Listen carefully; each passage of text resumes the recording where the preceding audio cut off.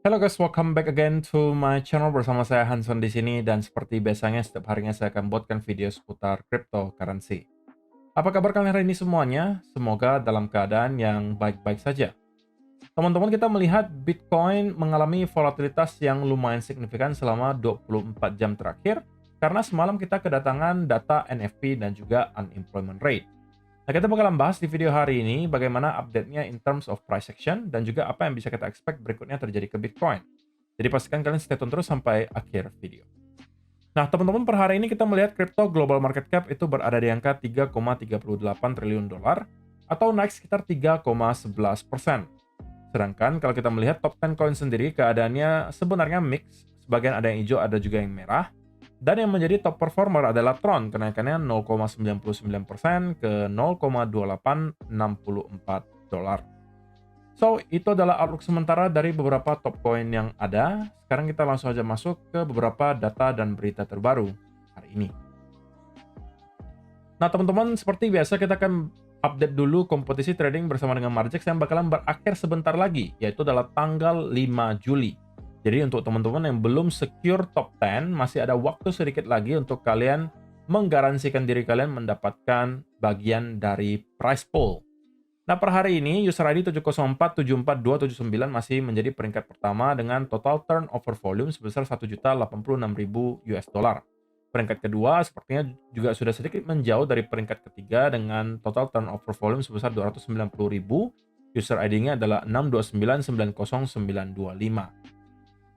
Perlu saya ingatkan kembali teman-teman, kalau misalnya kalian masuk ke top 4, itu adalah yang hadiahnya paling besar. Juara pertama itu 25% dari prize pool, juara kedua 20%, juara ketiga 15%, juara keempat 10%. Sedangkan yang juara kelima sampai dengan 10 itu masing-masing akan mendapatkan 5% dari prize pool. Sedangkan untuk teman-teman yang berada di luar top 10 itu hanya akan mendapatkan sisa 20% dari prize pool, itu pun dipilih secara random 10 orang. Tapi saya punya satu kisi-kisi teman-teman. Saya secara pribadi juga sebentar lagi akan mengadakan kompetisi yang eksklusif, yang hadiahnya jauh lebih menarik. Saya rasa ini tidak boleh teman-teman lewatkan, dan saya akan umumkan antara besok atau lusa. Jadi pastikan kalian stay tune untuk mengetahui kompetisinya, dan kalian menjadi yang paling pertama join supaya kalian bisa mendapatkan hadiahnya. Atau at least memperbesar chance kalian mendapatkan hadiahnya. Nah, jadi teman-teman, yang kompetisi kali ini, kita melihat yang eligible untuk mendapatkan hadiah produk itu baru ada satu, itu adalah user ID 704744279, dan hadiahnya adalah 1,5 juta rupiah karena dia berhasil hit ke angka 1 juta. Sedangkan untuk mendapatkan hadiah yang lebih bagus lagi harus hit ke angka 3, 5, 10, sampai 15. Nah, kisi-kisi berikutnya, di kompetisi yang berikutnya yang akan saya adakan secara pribadi eksklusif, itu saya akan turunkan sedikit target volumenya supaya lebih banyak teman-teman yang bisa mendapatkan hadiah produk. Jadi jangan sampai kalian kelewatan itu. Tapi pastikan kalau misalnya kalian mau mendapatkan prize pool di kompetisi yang kali ini, masuklah ke top 10, waktunya masih ada. Kalian bisa start untuk farming volume mulai dari hari ini sampai dengan tanggal 5 Juli nanti. Oke, teman-teman, kita langsung aja masuk ke market. Apa yang kemudian kemarin membuat Bitcoin secara tiba-tiba mendapatkan sell off di kurang lebih pukul 19.30 waktu Indonesia Barat, yaitu adalah data unemployment rate.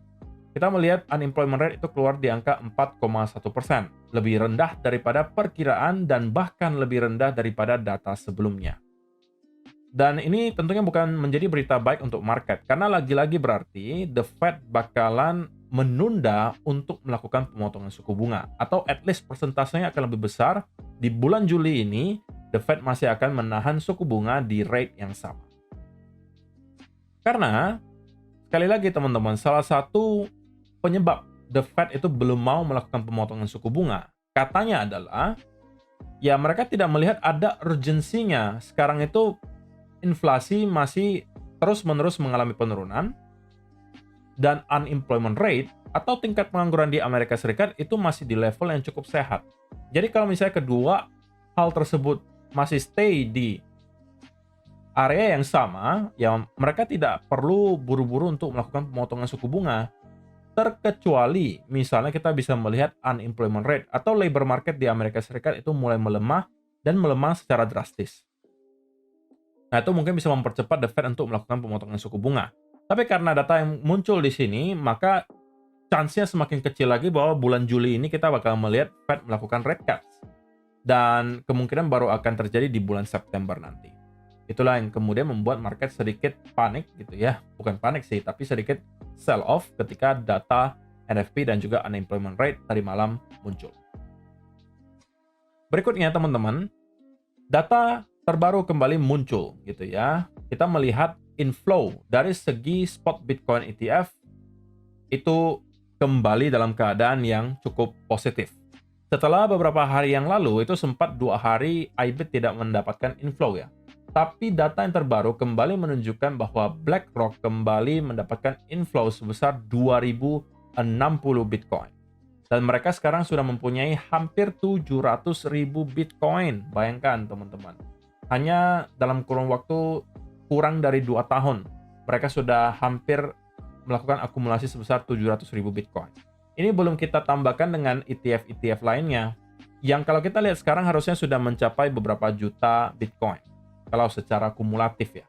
Mungkin ya di range 2 jutaan harusnya. Jadi kalau misalnya kita melihat hal ini akan terus berlanjut secara konstan demand terus datang dari spot Bitcoin ETF, ya maka sebenarnya akan sangat sulit ya bagi kita untuk kembali melihat Bitcoin masuk ke bear market yang berkepanjangan, apalagi kalau terkoreksi sampai 70 atau 80%. Sama seperti cycle-cycle sebelumnya ketika kita masuk ke bear market. Ya, kalau kali ini kejadiannya sedikit berbeda. Itulah kenapa mulai banyak orang mengatakan bahwa bisa aja cycle kali ini akan sedikit berbeda, di mana kalaupun Bitcoin akan mendapatkan koreksi, itu kemungkinan hanya pullback short term, dan kemungkinan juga tidak akan terlalu dalam, maybe akan sampai 30 atau 40% saja, and then kita sudah akan start untuk kembali mengalami recovery.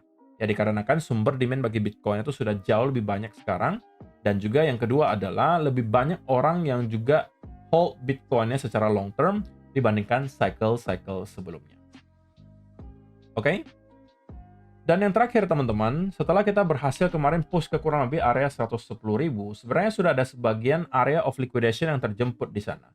Tapi kalau kita perhatikan secara jelas, sebenarnya masih terdapat tumpukan yang lumayan besar yang berada di kurang lebih area 111 sampai kurang lebih 112 lah kita anggap. Yang bagi saya harusnya bakalan bisa dicoba dijemput oleh market maker ya, karena kita sudah sangat dekat dengan area tersebut.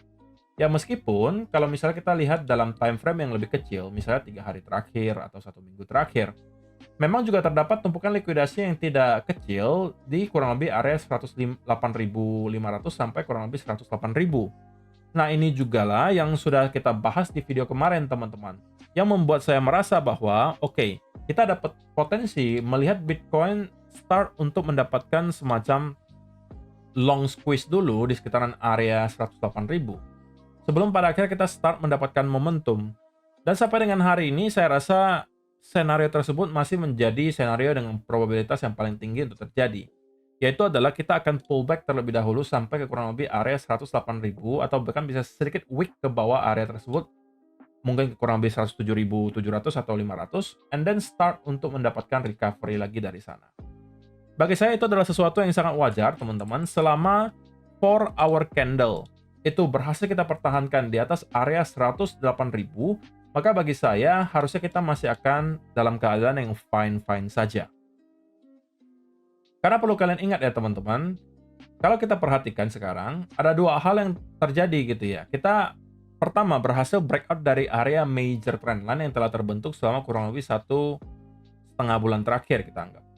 Oke?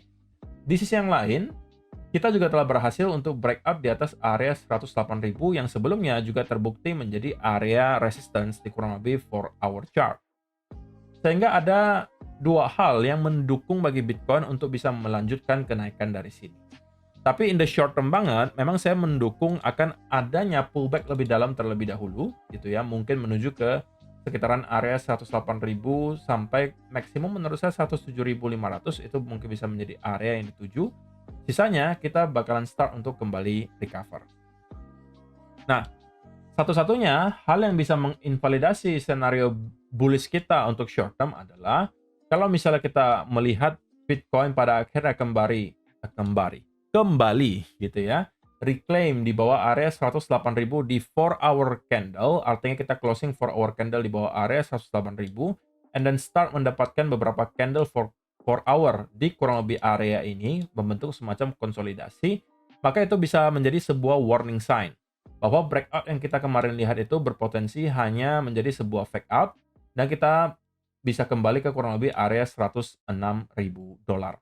Dan itu kemudian akan membuat satu pattern besar lagi tercipta, teman-teman. Yang kalau kita gambarkan sekarang berpotensi menjadi sebuah ascending broadening wedge di sini. Dan itu adalah skenario kedua yang bisa terjadi. Tapi bagi saya sekali lagi skenario yang probabilitasnya paling besar untuk terjadi adalah sekarang kita akan mendapatkan retest ke kurang lebih area 108 sampai 107.500 and then start untuk kembali mendapatkan rebound dari sana. Gitu ya. So, saya rasa itu aja yang mau sampaikan di video hari ini, teman-teman. Semoga bisa bermanfaat untuk kalian semua. See you in the next video.